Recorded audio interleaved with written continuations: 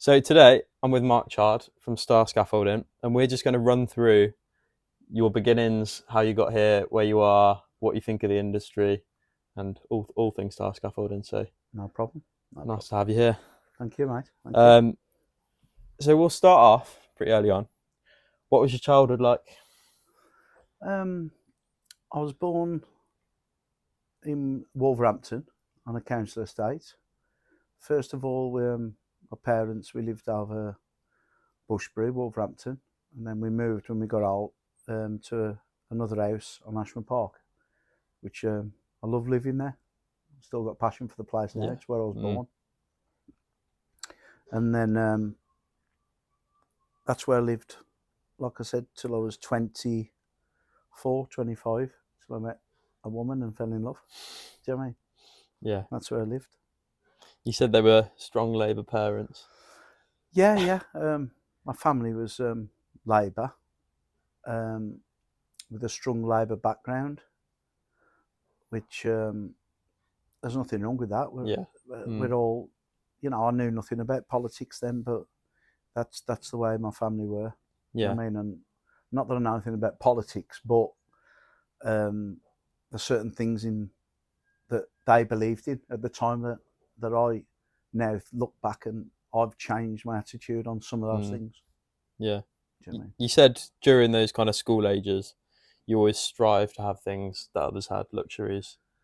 Yeah, because not that my mum and dad did the best they could for us, yeah. But I always seen that other kids had that little bit more sometimes, and I always used to think, well, I want more. That's just the way I've been born. Yeah.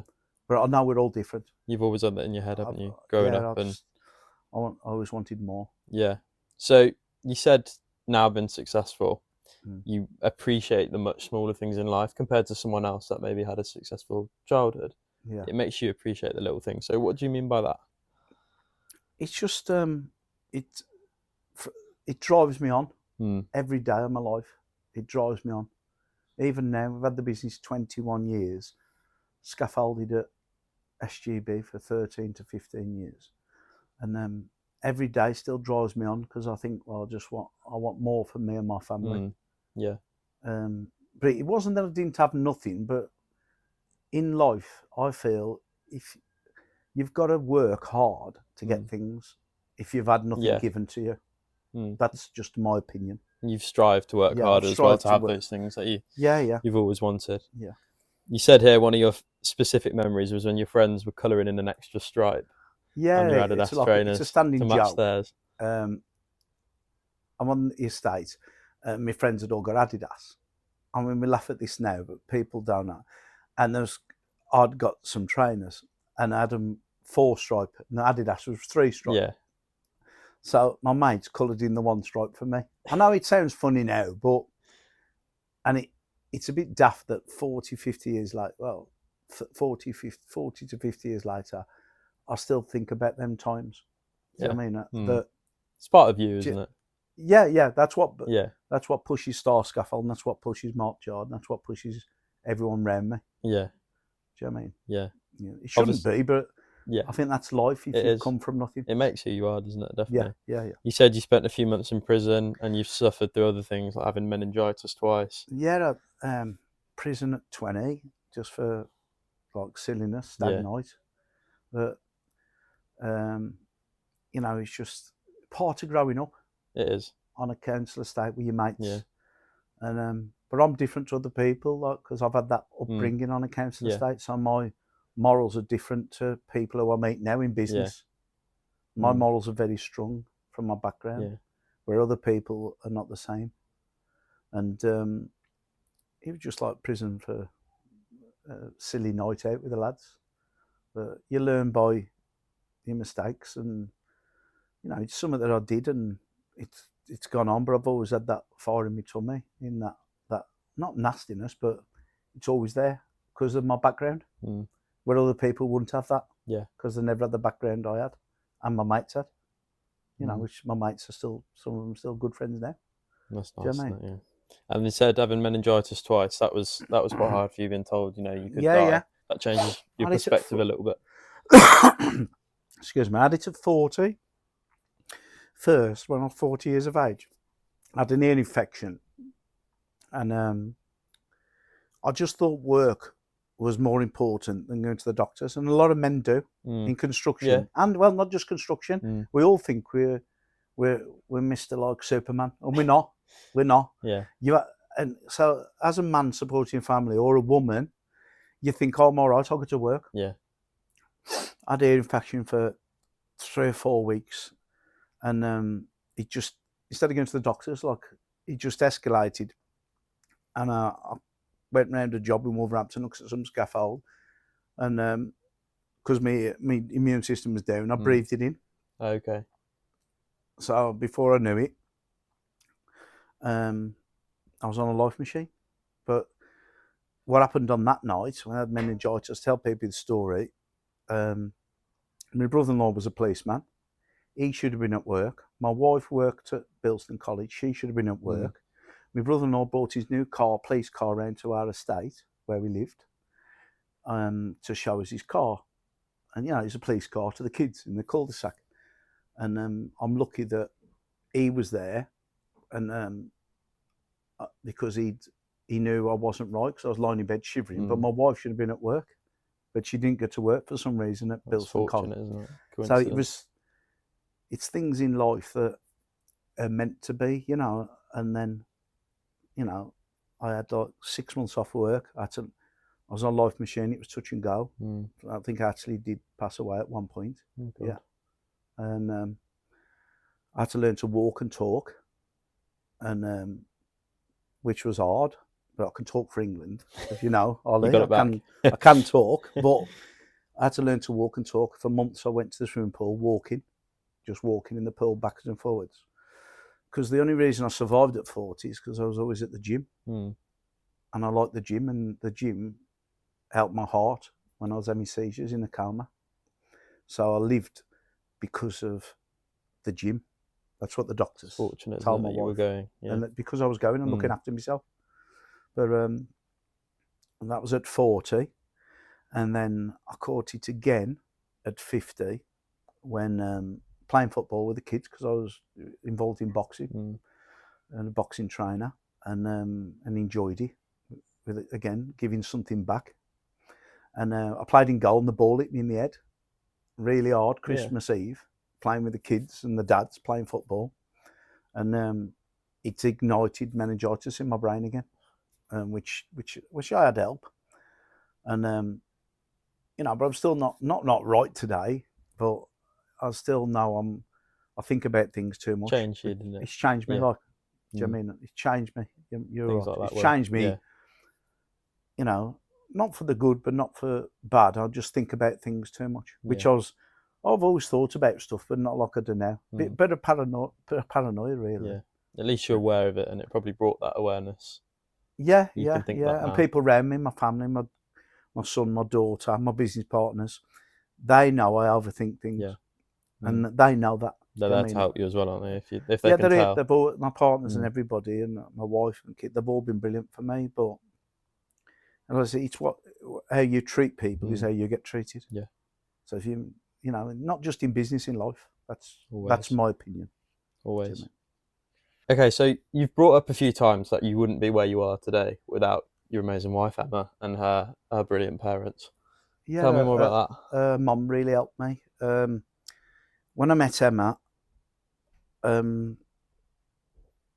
mum really helped me. I lived at her house for a while, and I worked scaffolding as a labourer. And a guy at SGB, he said to me, "Why don't you come on direct?" And I said, I went, yeah, we had an interview and got a job, rather than working through a subcontractor. So then the story has it, I've gone on and I've got a job, and direct rather than being for a subcontractor.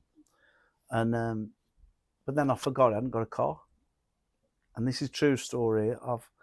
And then this lady has gone to me, well, I'll borrow my mother-in-law, name's Judy. Yeah, she went to me. She says, I'll borrow you some money. So I bought a hand-painted Mini out of the Espresso Store on Friday night for £350. Brilliant. Which went This is like 30 years ago now. Yeah. And then my wife Emma, because the heater didn't work, she fixed it because she was a nursery nurse. She fixed the heater with the cornflakes box. And every night we used to put the engine, you had to put a cover over the engine because it wouldn't start. And then once on the way to work, we forgot to take the cover off and it set on fire. But that van lasted me a few months. Yeah. I never got paid for 6 weeks.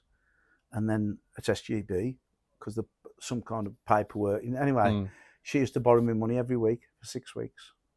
Every week, £100, which was a lot of money then. Yeah. £100, and so that would get me through.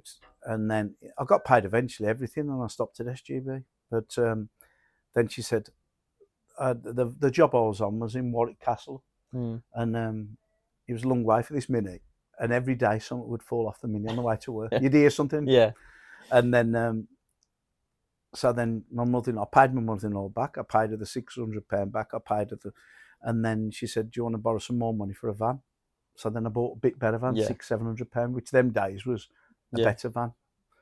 And then paid her back again, and then I bought a better van. But this was all while I worked at SGB. Yeah, it was amazing that she was there to support you. And well, she was there to help me, and I'll never forget that. I wouldn't be sitting here without them, Emma, but not pushing me, but Emma, and I wouldn't be sitting there without, backing you, without that one. Yeah.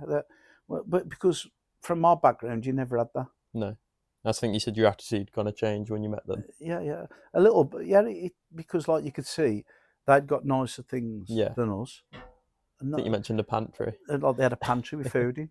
I know we laugh about that, but when, there's a lot of people ain't got food. Even now today, there's people. So when you meet someone who's got something, then you think, hang on, how do they? And they worked for that. And, my parents worked. Don't think that they worked. Yeah. But, like, it's just a different lifestyle. Yeah. Do you know it what I mean? helps give you that motivation. Yeah. And like you've said, it gives me motivation throughout that. And it still does today. I'm 55 and I'm still motivated now. And there's nothing wrong with what you have. But if you want more, you've got to go out there and do it. But there is things to it. Like I haven't seen my kids grow up a lot. So people would say, well, sacrifices aren't you're there? sacrificing. Yeah, you bang on. Yeah. You're sacrificing things to get where you want to get. Do you know what I mean? It has to be done, doesn't it? I think. And I think you said you take absolute great pride in being able to pay Judy back now. Yeah. Well, now she lives in this barn I bought and renovated, and I let her live there for nothing. It's amazing you can do but that. But nobody will ever understand how they helped me at the start and how they made you feel as well. But it was my hard work and the hours, Saturdays, Sundays, and a lot of it, not just Star Scaffolding, but a lot to SGB, how they treated me. That's something. A bloke named Liam Efferman, Gary Kelly, Mick Sliney, people like that, these men really, like my mentors and how they worked. Steve Bunn, Steve Kettle, all these people I worked with. Yeah. You owe a lot to them, and only nice you blokes, know how the Mannings brothers, all these grafters round me, and it just made me want to work harder. But like I said, it's not negative, but in the industry of scaffolding, you will have a negative that you're always working. So you don't see your family. Yeah. But it's a really hard one. When it's I look back now, like, I've got daughter Ava, and she's like 16, 17. I don't see her grow up a lot. Like now, people have weeks off. I think I had an hour off to go and see me son born. Yeah. I went back to work with my partner, Steve Kettle and Steve Bunn. Yeah. I had That's an a hour. sacrifice, isn't it? But it's a massive sacrifice. But it's been a great journey. Yeah. Now you can spend more time with them and pay that back. Especially as I'm trying to push the business now towards employing younger and younger people. Because in business, you think you're the best, but as you get older, there's somebody else. You're right. And as much as you say, no, there ain't. I built this from, we built it from £3,000 into multi-million. But there is people out there who you think, wow, younger people. There's always someone. Star Scaffolding now has got the most apprentices one of the most apprentices in the country. Do you know what I mean? That's impressive. Young people, because there is. So everyone's saying young people don't want to work. We got 18 apprentices. There's a lot of skill and talent out there. There's skill and talent out there, but we just need to, I don't know how everyone's going to do it, but we need to nurture them into scaffold and construction. Having people say, oh, I've heard it in London, oh, we shouldn't go into construction. But we've got scaffolders on 50, 60, 70, 80,000. You got chippies earning good money. You got bricklayers. Yeah. There's nothing wrong with the construction. So I think it should be pushed a bit more at schools. I don't know. It should be more widely out there. It should be more out there in schools. And hang on, not like, oh, construction's, that's the feeling I get off my kids, is that, there's nobody actually in the schools. And hang on, a scaffolder can earn 60, 70 grand. I think it needs to be spoken about more over time. Yeah. Definitely. And I think we will get there. That, just talking about it, then you got other people who say, oh, it's scaffolding, or it's bricklaying, or it's chipping, or it's concreting, or roofing. Some of these lads earn big money, but they have to work hard on your body. They just tire you out. Do you know what I mean? It's again another sacrifice. But next question, a bit more of a deeper question. If you were to give anyone watching or anything one piece of advice, what would that be? I think stick to whatever it is you're doing, whether it be scaffolding, plastering, bricklaying, stick to what you know. Yeah. But some people don't, they do multi things. But we tried a plaster firm years ago. It cost so many thousand, but we're not specialists of that. Me and my partners, we're specialists in scaffolding. That's not specialists, but that's our background, is scaffolding. Stick to what you know. And a big thing, I know, is don't let your head drop, because your head can drop. Stay in there and somebody hasn't paid you. Yeah. Somebody hasn't paid you. Somebody's in the scaffolding industry. Somebody hasn't paid you. Somebody don't want to pay for this. Somebody don't want to pay for that. And having bad labour sometimes, quoting a job wrong, which we've all done. Yeah. Do you know what I mean? Things happen, don't your head can drop at, you can't let one small thing ruin something that's taken so long. So and your past, what you've done in the past, whatever it is, as a child, we've your past can't tell you who I'm in the future. No, but it makes you who you are as well. Your past makes you. Yeah, I agree. And with it's built your resilience. You bang on. Your resilience to life, to people, and everything. You just gotta. But one thing that I will touch on is that people think you change. Yeah. But if you know me really, I've never changed. No, you might show up in a better car, but people's perception you have never changed. Of me, and not just me, of people, whatever industry you're in, their perception change of you, but actually is still the same person. Yeah, that's something important to keep as well, isn't it? Yeah, definitely. I think another thing you noted down there was to give back where you can. Yeah. I think you spoke about a boxing ring that you donated a lot to. Well, we did boxing, cancer research, because that means a lot. My dad passed away with cancer. I've had family with cancer. I've had business partners. I can't. It makes me feel good. Exactly. It makes me feel, and other people who've been born with money or not been born better life than me, who set out for life, they don't understand that. Whoever it is, they'll say, "Oh, why are you giving to that boxing club? Why are you giving to? You only give cancer research some money last week. Or why are you giving back to Wolverhampton to the Way? We sponsor the Way in Wolverhampton, because they do need help." Yeah, and you've been in that position. And and it's, I know it's not a lot, but I'm not saying everybody's go out and start chucking money, but what I'm on about is, why not? If you can. Yeah, and you want to, then... you're not doing it to win work. You're not doing it for sponsorship. No. You're not doing it because you're going to get 100 grand, 200 grand, 400 grand. You're doing it because you can, and you're doing it to help somebody else, somebody less fortunate than you, and that might just help them. Yeah.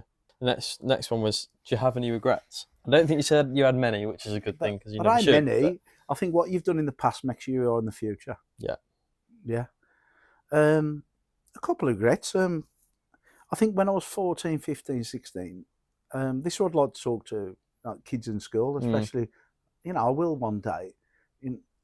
When you're that age, I was the practical clown in the field. No, I had a laugh all the time, and I still like having a laugh now. But at them years, until you're older, you don't understand how important them years are. All right, I've touched wood, I've done well, and because of graft, but I wish I'd have got me I wish I'd have got my head down a bit. Yeah. But it's easy saying it after 40 years later. But at that time, and I try and tell my kids now, you know, like my kids have studied hard, you know, and whatever you do to your best. And again, it's about making sacrifices. If you sacrifice those few years of study, they can. Yeah, all right, I did touch wood. You. I did well, but that came, you know. But what I'm saying is, it's them few years, isn't it? It's them few years when everybody's messing about. But it's hard at the time. Yeah. Because all your mates are having a laugh. You having a laugh. I was the practical fool in the classroom. I just loved having a laugh. Yeah. But I haven't got many regrets. One of my regrets is a little one. Is that like one of my daughters, Ava. I've never seen her a lot because the business was just so. It was growing at the full time. On. She was as well. Like when we started, me and Steve, we didn't have a day off, and people don't believe this. Apart from Christmas Day and Boxing Day, perhaps. Yeah. We didn't have a day off for 2 to 3 years, and people go, yeah, we didn't. No, you put that work in. We put that work in, and or if one had a weekend off, the other two would be working. Yeah. And we never had a rise. People don't believe it. We never had a rise for, I think it was like 8 years. Wow. Because we invested pouring it back into the business. Yeah, every penny. And it wouldn't be where it is if you hadn't done that. So yeah, because you again, spent it's another the money, sacrifice, isn't it? Yeah, they spent the money, and you want to build what we built. Yeah. From like I said, $3,000 into, well, you know, into the business we built, and we employ 100 and some people. Do you know what I mean? That's impressive, isn't it? And I mean, you again talked about how you feel people could treat you differently now that you're kind of better off in life financially or anything. Yeah. It guts me really. Yeah, it's a shame, isn't it? But it guts me because, you know, I'm still the same person as I've just said. Yeah. You know, not just giving £300 to £500 or £200, but I am still the same person. I know your outlook might change a bit, but me personally, I just, you know, and say, oh, you're more right. You know, you're more right, you're loaded, or you're more right driving that car, you know, for example, or that van. But they've never seen that. They've never seen the graph behind it. I've seen the £350 car and painted. Yeah, they don't see that, do they? They ain't seen that. All they see now is the perception now of the cars, the things that come later in life. Do you know what I mean? Not the cars or anything, but the reason I buy nice cars because I never had nothing. Yeah, it's things you've always wanted, isn't it? And you're just doing it. I've explained that to people, and they really took back. They went, "Hang on, what?" And I said, "Well, I never had a car. I never had been abroad till I was old enough and to buy it myself." The things you appreciate now, aren't they? Definitely. Yeah. But other people perception that not upsets me. Yeah, it gets you sometimes. It gets me sometimes. Yeah. Especially the people closest to you. That's a big thing. Because you'd say, well, you know, family, you know, cousins, you know, I bother if they're getting it. I'm still the same person. Yeah. You know, I'd help anybody if I could. Yeah, that's nice. So moving on a bit more to scaffolding. Yeah. Where do you think you see the industry, or where do you think you can see Star changing, or what you're going to do in the next 5 to 10 years? Well, I'm hoping in 10 years I will be here, not dead. But I just don't know. But we've got the kids involved in it now. They've been here, Lydia, Billy, Ava, my 3 kids at the moment. My business partners have got children. If they want to get involved later on, they've got to do the right job. You know, I don't think we'd sell the business. I just think the business will sell it to them. Yeah, and it'll succeed as well, won't it?